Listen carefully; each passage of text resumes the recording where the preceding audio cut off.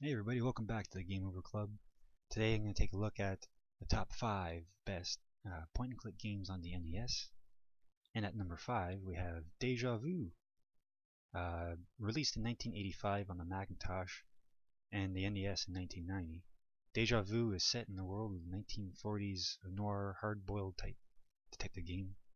The player takes on the role of Ace Harding, former pugilist, and now Private Eye. The story starts off as Ace wakes up in a bathroom stall, unable to remember who he is. A dead man upstairs in Joe's bar, and Harding getting framed for the whole thing. The player must collect addresses around Joe's bar in different locales around Chicago. Altogether, enough evidence to clear his name. Out of the 3 Kemco games, this is actually my absolute favorite. So number 5, Deja Vu. Number 4, we have King's Quest V. Released by Konami via Sierra, King's Quest V follows King Graham trying to save his family captured by the vile wizard Mordak, with his talking owl friend Cedric and later Crispin. King Graham ventures to find many helpful items and info on his way to a final showdown with the wizard. With beautiful music and visuals, trumpets home this regal achievement of gaming goodness. So that's King's Quest V on the NES. Number 3, Princess Tomato and the Salad Kingdom. Originally on the NEC PC and legendary MXS, but ported in 1991 on the NES, Princess Tomato has a player take on the role of Sir Cucumber, tasked to defeat the evil Minister Pumpkin, who's kidnapped the princess.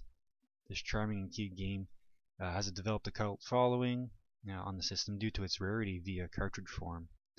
The command options are standard point-and-click fare, but use the unique Percy command, which is your sidekick in the game, who gives you hints and even cooler, calls you boss during the game. If you can find it, pick it up. Number 2, Shadowgate.